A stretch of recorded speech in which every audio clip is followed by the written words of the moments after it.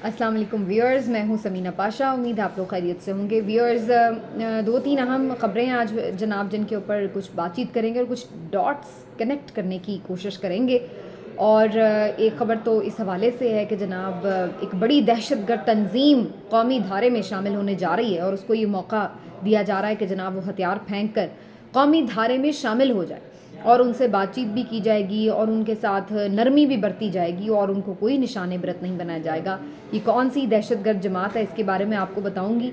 फिर कुछ बात करेंगे कि बड़ा इमरान खान साहब को आजकल भाषण दिया जा रहा है कि जनाब आप बार बार जब मुज़ाकरात की बात करते हैं, जब भी आप पुकारते हैं कि जनाब कुछ आगे होना चाहिए, वे फॉरवर्ड क्या होना चाहिए, इस पर बात करनी है, तो आप बार बार इस्टेब्लिशमेंट को क्यों बुलाते हैं? आप बार बार आर्मी चीफ का नाम क्यों लेते हैं? आपको चाहिए, आप सियासतदान हैं तो आप सियासतदानों से बात करें। और इसके लिए हमें बड़े मंझे हुए जो सहाफ़ी हैं, जो सियासी सहाफ़ी हैं, उनके भाषण नज़र आते हैं जो बार बार ये भाषण देते हैं कि देखें जी यही रवैया है बुनियादी तौर पर सियासतदानों का। ये ख़ास तौर पर इमरान खान साहब को चाहिए कि जी वो सियासतदानों से बात करें, वो गवर्नमेंट से बात करें, ना कि वो इस्टेब्लिशमेंट से बात करें। तो इसके ऊपर मैं आपको कुछ हक़ाइक़ आपके सामने रखूँगी कि कब कब किस किस ने सियासतदान से बात की और किस तरह से वो अपने मकासद हासिल करने में कामयाब हुआ। और थोड़ी सी बात करेंगे इस हवाले से भी कि क्या वाकई इमरान खान साहब से बात करने की कोई गुंजाइश किसी भी तरफ से है या अब उनके खिलाफ कार्रवाई 2-3 हफ्तों में वाक़तन शुरू होने जा रही है। इसके ऊपर बात करेंगे आज के वीलॉग में। पहले आपसे रिक्वेस्ट है कि चैनल को कर लें सब्सक्राइब और वीडियो को लाइक और शेयर भी किया करें और अपने दोस्तों, रिश्तेदारों और अहबाब में इस चैनल से मुतालिक बताएं भी। ज़रा हमारा जो नेटवर्क है इसको वसी होना चाहिए ताकि हम आपस में एक फ़ैमिली की तरह जो हालात हाज़िरा उसके ऊपर अपनी एक ओपिनियन रख सकें और एक स्ट्रॉन्ग वॉइस बन सकें। अच्छा जी, पहले जैसा कि मैंने कहा कि बड़ी दिलचस्प खबर मेरी नज़र से गुजरी आज के बलोच दहशतगर्द तंजीमें जो हैं आपको मालूम है सरगर्म हैं और वहाँ पर वो सीधा सीधा अफवाज पाकिस्तान को टारगेट किए हुए हैं बलूचिस्तान के मुख्तलिफ पहाड़ी इलाकों में। और हम बीसियों ऐसे वाक़यात सुनते हैं कि जिसमें वो ना सिर्फ ये कि अफवाज पाकिस्तान की चौकियों पर हमला करते हैं, उनके ट्रकों पर हमला करते हैं, काफ़िलों पर हमला करते हैं, बल्कि कहीं अगर उन्हें कोई सिपाही नज़र आ जाए तो उसको भी अगवा कर लेना या उनके ऊपर हमला कर देना, ये कोई ऐसे यानी वाक़यात नहीं है हैरान कुन। ये बड़ा हम अरसे से रूटीन में ये चीज़ें देखते रहे हैं। तो अब एक ख़बर मेरी नज़र से गुजरी कि जिसने मुझे काफ़ी मुतासिर भी किया और मैं खुश हुई। अफवाज पाकिस्तान की कोई भी कामयाबी हो उस पर तमाम पाकिस्तानी खुशी हो सकते हैं, लेकिन ये ख़बर यूँ थी कि जनाब जो बलोच एक दहशतगर्द तंजीम है उसकी जानिब से हथियार डाले गए हैं और कौमी धारे में उन्हें शामिल किया जा रहा है। और इस मौके पर जो उनके हेड्स थे जावेद मरी और फलक शेर मरी, इन्होंने एक तकरीब में ना सिर्फ शिरकत की, हथियार हवाले किए। अफवाज पाकिस्तान के नुमाइंदे भी वहाँ पर मौजूद थे और साथ साथ हमने देखा कि बलूचिस्तान के जो सियासी नुमाइंदे हैं, सियासी क़यादत है, वो भी वहाँ पर मौजूद थी उस तकरीब में।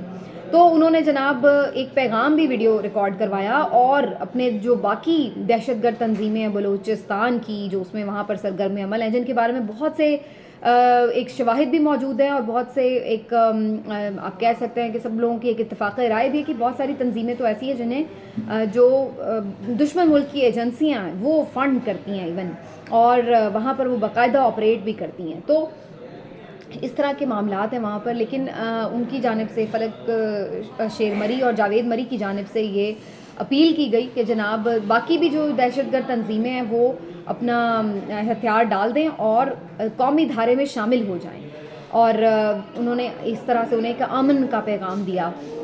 तो मैं इस बात के कतई नज़र कि वो कौन है, क्या है और इस पर क्या वाकई उनसे बात होनी चाहिए नहीं, लेकिन मैं सिर्फ इसका एक पैरेलल ड्रॉ कर रही थी कि ठीक है, मान लिया कि हमें लगता है कभी हम तहरीक तालिबान पाकिस्तान को दुश्मन जमात, दहशतगर्द तंजीम, कलदम तंजीम डिक्लेयर भी करते हैं और फिर हमने कई बार देखा कि हम उनके खिलाफ ऑपरेशन भी लॉन्च करते हैं, लेकिन फिर भी वो बाज नहीं आते कार्रवाइयों से। बार बार वो हमारे ना सिर्फ अफवाज पाकिस्तान बल्कि सिविलियन लोगों को भी निशाना बनाते रहते हैं और इसके बावजूद भी बार बार उनसे मुज़ाकरात किए गए। माजी में भी हमने देखा है कि बहुत सी हुकूमतों का یہ ایک رہا ہے طرز عمل اور ایک پالیسی میٹر رہا ہے کہ جناب ان کے ساتھ بات چیت کی جائے. اسی طرح یہ بلوچستان کی دہشت گرد تنظیمیں جن کے اوپر ہمارے اربوں روپے کے وسائل جھونک دیے گئے ہیں اور وہاں پر ان کے ساتھ ایک لڑائی مسلسل جاری ہے.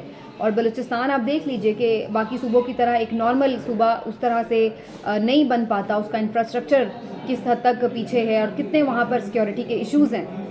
اور اس کے باوجود بھی ان بلوچستان کی تنظیموں کو کئی بار یہ موقع دیا جاتا ہے کہ وہ قومی دھارے میں شامل ہو جائیں اور ہتھیار پھینک دیں اور لڑائی ختم کر دیں. ٹھیک ہے, یہ ریاست کی اور ریاستی اداروں کی اور جو بھی موجودہ حکومت ہوتی ہے اس کے ساتھ مل کر ایک پالیسی طے کی جاتی ہے. ابھی میرا موضوع اس بات پہ نہیں ہے کہ جناب یہ اس پہ پالیسی یہ صحیح ہے یا غلط کون سی ہے, لیکن ایک پالیسی ہوتی ہے. کبھی آپ ان سے بات کر رہے ہوتے ہیں اور کبھی آپ ان کے ساتھ لڑائی بھی کر رہے ہوتے ہیں. تو میں بس یوں ہی جب میں نے یہ اوپر دیکھا لکھا ہوا کہ جناب انہیں موقع دیا جا رہا ہے اس طرح, تو میں سوچ رہی تھی شاید وہ بھی کوئی پریس کانفرنس کر رہے ہیں اور پھر انہیں کوئی موقع مل رہا ہے, لیکن وہ باقاعدہ ایک تقریب تھی. تو پھر مجھے اسی حکومت کے یہ الفاظ یاد آنے لگے جو مستقل ان کے جتنے وزراء ہیں وہ آگ اگلتے ہوئے زہر اگلتے ہوئے ہمیں بولتے نظر آ رہے ہیں جب بات آتی ہے پاکستان تحریک انصاف کی. کیوں؟ وہ اب ہمیں یہ بتاتے ہیں کہ جی 9 مئی پر جو انہوں نے کیا تو اس کے بعد تو اب کوئی گنجائش ہی باقی نہیں رہ گئی کہ ان سے کوئی بات کی جائے. یہ تو دشمن تنظیم بن گئی ہے, یہ تو جناب ایسا انہوں نے کر دیا جو کبھی اتنے 75 سالوں میں دشمن نہ کر سکا, بھارت نہ کر سکا. اور ان کے ساتھ اب دہشت گردوں کے ساتھ تو کوئی, ادھر سے جناب مریم نواز بولتی ہیں, ادھر سے میاں صاحب کا ٹویٹ آ جاتا ہے کہ جی دہشت گردوں سے تو بات ہی نہیں ہو سکتی, یہ تو دہشت گرد ہیں, ان سے کوئی بات نہیں ہو سکتی, ان کو تو صرف سزا مل سکتی ہے, کیفر کردار تک پہنچایا جائے گا ان کو. تمام شواہد موجود ہیں اور بڑے کانکریٹ شواہد ہیں جن کے اوپر فردر کسی قسم کی ڈسکشن کی بھی ضرورت نہیں ہے, اور خود ہی یہ جج بن کے جوری بن کے فیصلے سنا دے رہے ہیں. اور اس کے بعد جناب ان کا کہنا ہے کہ جناب چاہے کچھ بھی ہو جائے, چاہے اس میں کسی بھی طرح بدترین فاشزم پہ اترے ہوئے ہیں یہ جو حکومت ہے موجودہ, اور اس کے باوجود بھی جب ان سے کوئی کہتا ہے کہ جناب کیا ان سے بات کرنی ہے تو یہ حقارت سے کہتے ہیں کہ جی ان سے کیوں بات کریں, یہ تو دہشت گرد ہیں. تو بھائی اگر آپ ان لوگوں کو جو کہ برسر پیکار ہے سالوں سے بات بھی ان سے کرتے ہیں, ان کو موقع بھی دیتے ہیں, تو ان کے اوپر تو ابھی کچھ آپ لوگوں نے ثابت بھی نہیں کیا. ابھی عدالتوں میں ٹرائل ہونے ہیں, جب یہ تمام چیزیں کبھی ڈکلیئر ہوں گی تو اس کے بعد بھی دیکھا جائے گا کہ آپ نے ان کے ساتھ کیا کرنا ہے یا نہیں کرنا. لیکن اس سے پہلے ہی سیاسی طور پر آپ چونکہ ان سے ہارے ہوئے ہیں, آپ سیاسی طور پر ان کا مقابلہ نہیں کر سکتے, آج تک نہیں کر سکتے جب تک کہ آپ نے اتنا برا حال بھی کر دیا, ان کے وکٹمائزیشن کا بھی, ان کے رہنما بھی توڑ لیے, سب کچھ کر لیا. پھر بھی آپ میں یہ جرت نہیں ہے کہ اس وقت آپ یہ اناؤنس کر سکیں کہ ہاں جی ہم الیکشن لڑنے جا رہے ہیں. کیوں؟ کیونکہ آپ کو پتا ہے کہ وہ ابھی بھی آپ کو ہرا دے گا. یہ ہے مسئلہ. تو اب آپ ایک یک طرفہ پروپیگنڈا کر کے اور یہ باتیں کر رہے ہیں تو پھر اپنی پالیسی ایک رکھیں. اگر آپ کی دہشت گردی کے خلاف یہی پالیسی ہے تو پھر ٹھیک ہے نا, پھر ان کو کیوں موقع مل رہا ہے؟ یعنی باہر سے فنڈڈ جنہوں نے کتنے ہی ہمارے فوجی جوان شہید کیے ہیں, کوئی عمارتوں پہ صرف حملے نہیں کیے, شہید کیے ہیں, ان کو تو موقع مل رہا ہے کہ وہ قومی دھارے میں شامل ہو جائیں. اور جو ہمارے یہاں پر لوگ ہیں جنہوں نے اگر یہاں پر کوئی کیا ہے تو ان کے خلاف آپ بغیر کسی کارروائیوں کے یعنی ٹرائل کے عدالتی اور آپ جناب ان کو ڈکلیئر کر رہے ہیں. میں ان کی کوئی حمایت نہیں کر رہی جنہوں نے شرپسندی کی ہے, اور نہ میں ان کی کوئی یہ کہہ رہی ہوں کہ جو سب معاف ہو رہے ہیں وہ شاید سارے کوئی وہی لوگ ہیں جنہوں نے یہ جرائم کیے. لیکن پھر آپ کی بات آتی ہے ایک سیاسی ایجنڈے کی, کس کا مطلب ہے آپ ایک سیاسی ایجنڈا اپنا پورا کریں بنیادی طور پر اگر آپ اس طریقے سے ٹریٹ کر رہے ہیں. اور پھر اس کے بعد میں دیکھ رہی تھی کہ بہت سارے جو ہمارے جب بھی بات چیت کی پہلے ہمیشہ یہی ایک رٹ لگائی ہوتی تھی کہ عمران خان بات نہیں کرتا, عمران خان بات نہیں کر رہا, یہ ناپرست ہے, یہ یوں ہے, یہ یوں ہے. جب وہ بات کرنے کے لیے کہتے ہیں تو ساتھ ہی جو حکومت ہوتی ہے موجودہ وہ کہتی ہے جناب یہ اب این آر او مانگ رہا ہے. اور اگر وہ اسٹیبلشمنٹ سے بات کرنے کی بات کرتے ہیں تو سارے جاتے ہیں جناب دیکھیں جی یہ تو آج بھی آرمی چیف کو پکارا ہے, دیکھیں جی آج بھی اسٹیبلشمنٹ سے بات کر. سب کو بھاشن اور لیکچر جمہوریت کے یاد آ جاتے ہیں. بڑے بڑے ہمارے سیاسی صحافی جو ہیں وہ آ کے شروع ہو جاتے ہیں کہ جناب سیاستدان کو تو سیاستدان سے بات کرنی چاہیے, سیاستدان کو تو سیاستدان سے بات کرنی چاہیے. اچھا جی, تو سیاستدان نے بات کی تھی جب محترمہ بے نظیر بھٹو صاحبہ وطن واپس آئی تھیں, دونوں جلا وطن تھے نا, نواز شریف بھی اور محترمہ بھی. تو جب وہ واپس تشریف لائی تھیں تو وہ کس سے بات کر کے آئی تھیں؟ کیا وہ اس وقت کے وزیر اعظم سے بات کر کے یہاں پر آئی تھیں؟ مشرف کا دور تھا نا, تو وہ سیاستدان تھا مشرف, اس سے بات کر کے آئی تھی وہ. تو پھر اس وقت کیوں نہیں سب نے کہا کہ وہ کیوں سیاستدان سے بات کر رہی ہیں؟ सियासतदान से बात नहीं कर रही, क्यों डिक्टेटर से बात करी? वो तो फिर एक डिक्लेयर्ड डिक्टेटर था जो पावर में था उस वक्त। इसी तरह से अभी हाल ही में, मैं बहुत पीछे ज़्यादा लंबी तारीख में नहीं जा रही, मैं अभी रिसेंट मिसालों की बात कर रही हूँ, और मैं अभी आपको बता देती हूँ कि वो ख्वाजा आसिफ ने एक प्रोग्राम में इंकशाफ किया कि जी जनरल बाजवा ने भेजा था नवाज़ शरीफ को, तो क्या जेल से उठा करके नवाज़ शरीफ साहब लंदन के एवन फील्ड अपार्टमेंट में पहुँच गए, तो क्या वो सियासतदान से बात करके पहुँचे थे? क्या जनरल बाजवा सियासतदान थे? ये अलग बात है कि वो कितने सियासी थे, ये आप सबको पता है, वो खुलकर सारा कुछ अब सामने आ चुका है, और ख़ुद ख्वाजा आसिफ साहब ने भी इस ऑन रिकॉर्ड कहा है कि जी उन्होंने भेजा था। तो क्या वो उस वक्त सियासतदान से बात करके गए थे? तो उस वक्त ये नाम नहाद तजियाकार क्यों नहीं चीख रहे थे कि जनाब ये सियासतदान से बात करके जाएँ, ये क्यों इस्टेब्लिशमेंट से बातचीत? सबको मालूम था कि मुसलसल शहबाज शरीफ साहब की बाजवा साहब के साथ मुलाकातें चलती थी, रात गए चलती थी, सबको मालूम था, सहाफ़ियों को भी पता था, इमरान खान को भी पता था, और इस्टेब्लिशमेंट को भी पता था।